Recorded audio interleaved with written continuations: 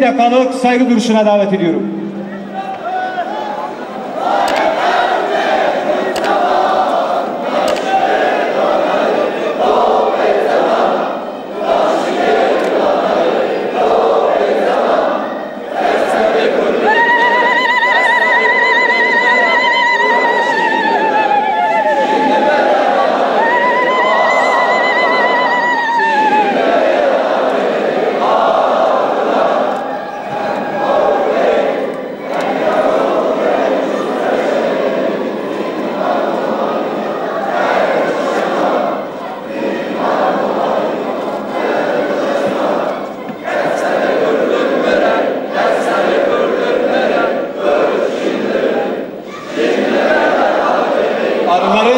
Yolumuzu aydınlatacaktır. Teşekkür ederim.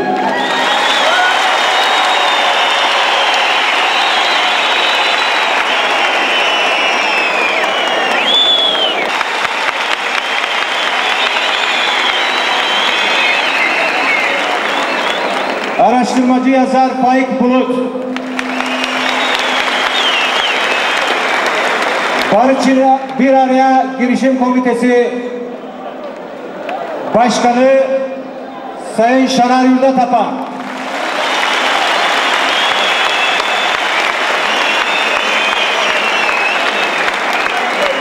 Cemal Beşer Seferoğlu,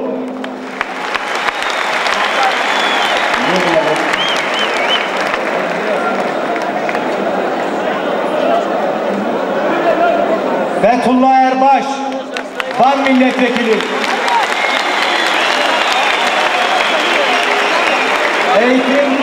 Eğitimsel Genel Merkez Yöneticisi Tayfun İşçi, Sayın Mehmet Ali Aslan, Sayın Tayfun Görgün, Sayın Naci Cidal, Hakkari Eski Senatörü,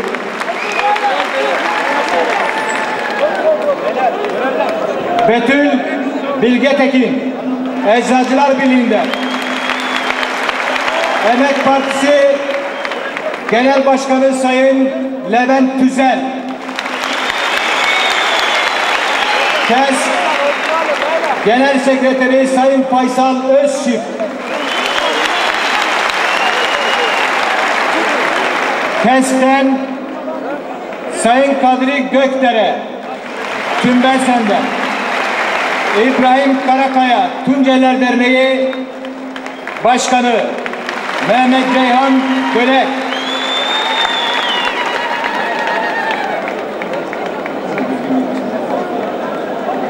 İşçi Partisi İl Başkanı Ali Kalan, Van Bostan İlçe Belediye Başkanı Sayın Halil Cintan, Genel Merkez Yürütme Kurulu üyesi Mustafa Kaya, Parti Meclis üyesi Şadi Ozansu, Parti Meclis üyesi Beyli Başkanı Haydar İlter, Çağdaş Hukukçular Derneği Ankara Şube Başkanı Sayın Münir Ceylan da aramızda. Hoş geldiniz Sayın Münir Ceylan.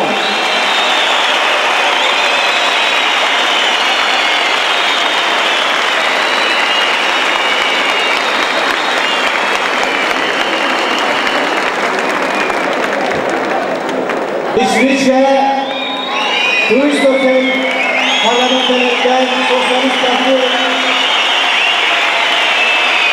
Milletvekili Sayın Nils Bardal,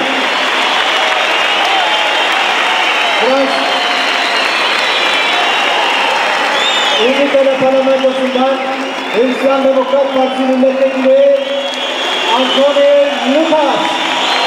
Değerli arkadaşlarım, çok üzere kürsüye davet ediyorum. Buyurun Sayın Genel Başkan.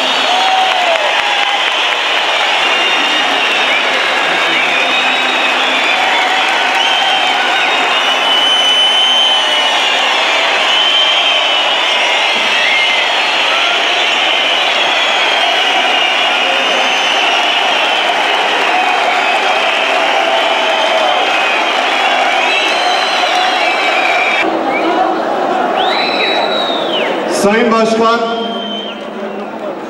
divanımızın sayın üyeleri, ikinci büyük kongremizi onurlandıran saygıdeğer konuklar, sevgili gençler, saygıdeğer bayanlar, işçi ve emekçi kardeşlerim, basının değerli temsilcileri, siyasi partilerimizin saygıdeğer temsilcileri ve sevgili HDP'liler, hepinizi sevgiyle, saygıyla selamlıyoruz.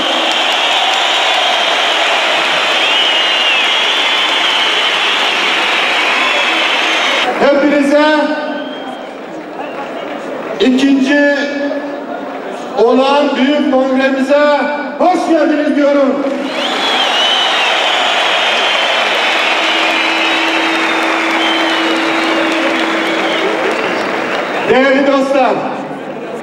Değerli dostlar, elimde bir liste var. Tam 105 kişi. Karşıda 3'e 4'lük bez bir pankarta sığmayan 105 kişinin isminin bulunduğu bir liste.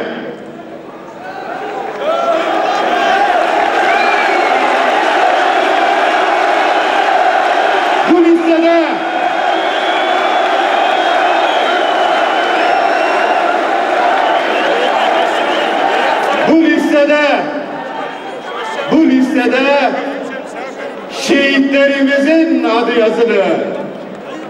Vedat Aydın'dan başlayan, Musa Ankara'ya devam eden, Batman'daki alçak katliamda can veren Mehmet Sincar'ın da içinde bulunduğu,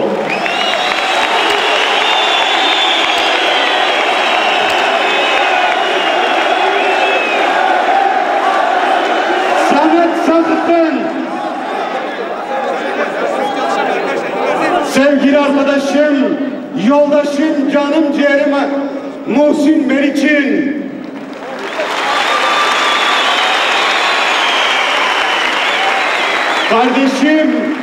kardeşim Faik Candan'ın ve en son Adana'da şehit edilen İzzettin Gönlü yoldaşımın adının bulunduğu bir liste bu.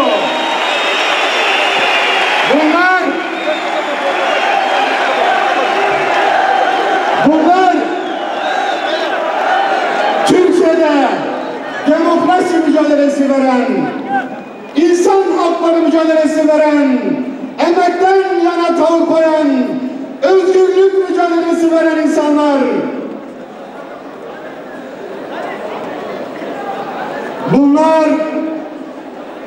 Bunlar HDP'li, DEP'li, HEP'li arkadaşlarım.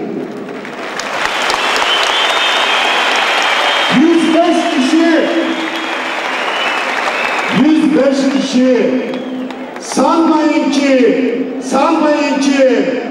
HDP'lilerin, DEP'lilerin, HEP'lilerin bindiği uçak düştü dediler. Bu hareketin önünü kesmek isteyen caniler bu yoldaşlarımızı, bu kardeşlerimizi katlettiler.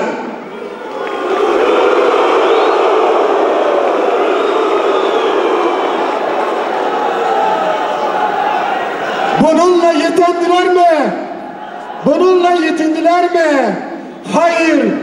Hayır. Bizi bombaladılar. Bizi kurşunladılar. Bizi işkenceden geçirdiler.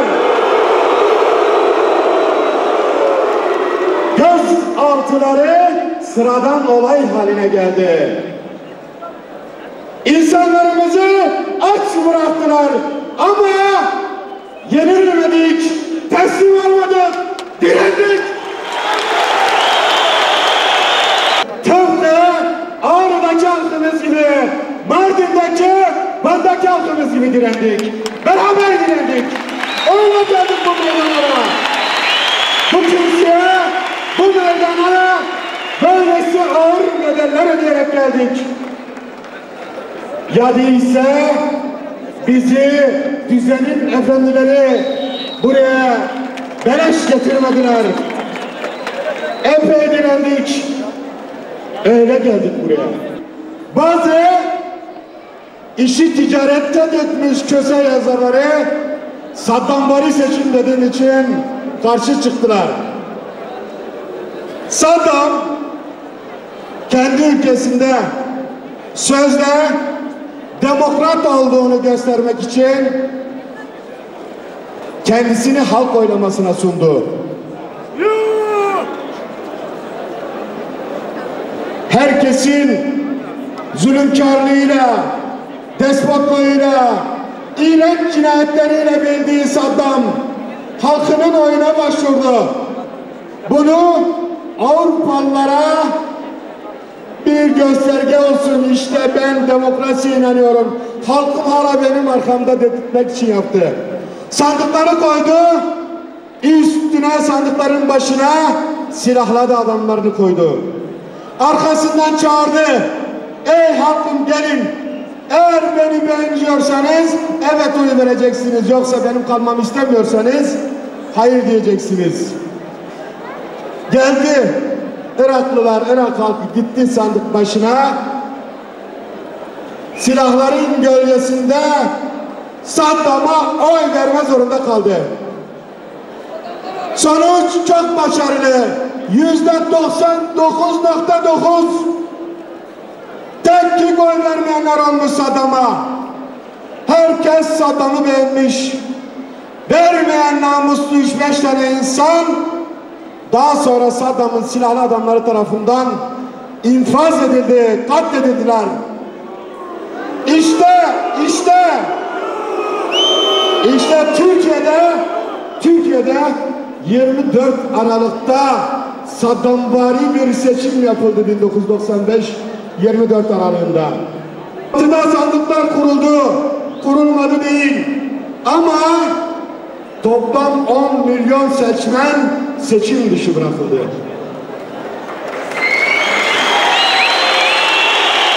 Bölgede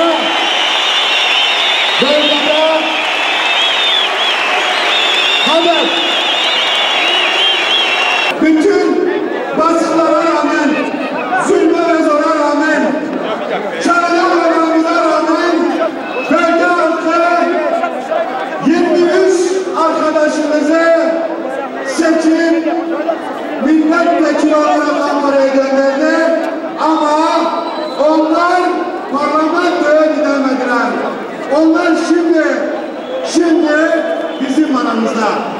Halkın seçtiği, halkın gerçek temsil olan arkadaşlarımız şu an için bizim aramızda. Seçilmiş bir insan olarak seçilen arkadaşlarım adına hepinizi bir kez daha selamlıyorum.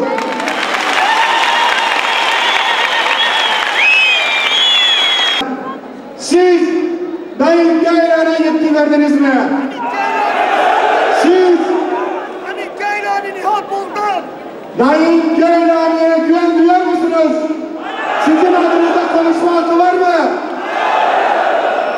Evet sevgili Diyarbakırlar, Salih Sümer atanmış biri olarak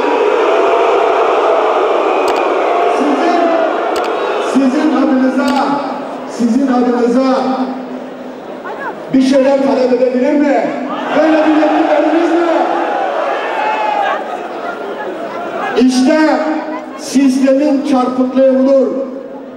Türkiye'de demokrasinin olmadığının açık göstergesi budur. Önce Refah Parti'den aramızda bulunan milletvekili arkadaşımız beni bağışlasın. Önce hocaya görev verildi. Hani o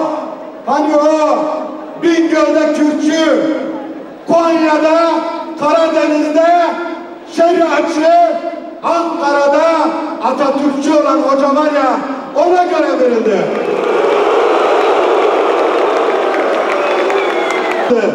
Hoca boşuna uğraştı, bundan sonra da boşuna uğraşıyor. Boşuna uğraşıyor. Sonuçta özel ziyaretler yapıldı, birileri zorlandı, ana yol hükümeti kurduruldu. Ana yol hükümeti siyasi partilerin gönül rızasıyla oluşmuş hükümet değil, emir üzerine kurulmuş bir hükümettir. Bu hükümeti oluşturan siyasi partileri de çok iyi biliyoruz. Mesut Yılmaz demokratik çözüm dedi. Iğdır'a gittiğinde Nevruz için Iğdır'a gittiğinde orada da bir açıklama yaptı. Diyor ki Mesut Yılmaz, bu ülkenin temel sorunu Kürt sorunudur. Bu sorunu artık şiddetle çözmemiz mümkün değil. Demokratik çözüm kendisini bir zorunluluk olarak bize dayatmıştır. Mesut Yılmaz bunu söyledi hükümeti kurduğu zaman, arkasından bir adım daha attı. Nevruz bayramının Nevruzlaşması için ciddi bir çaba sarf etti. Iğdır'a gitti. Daha sonra da kırmızı, sarı, yeşil renklere sahip çıktı.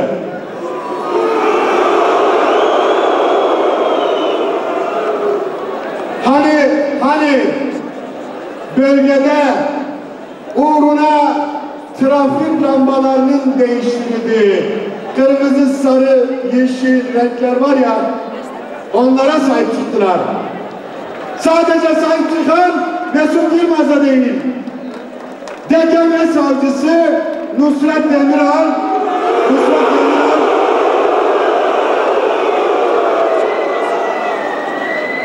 zılgıt sesinden, zafer işaretinden çılgına dönen DGM eski savcısı Nusret Demiral durmadı, hemen bir fetva verdi. Dedi ki, ya bu renkler bizim ecdadımızın renkleri. Bizim çok bilmiş tarihçilerimiz yanlış yaptılar. Eğer savcılık görevi devam etseydi, inanıyorum ki bu resmi tarih yazıcılarını yargılardı. Ama bütün bunlara rağmen Mesut Yılmaz demokratik çözüm dedi ve durdu. O gün bugün aratıyor. Derler sana, ben anayım dedi.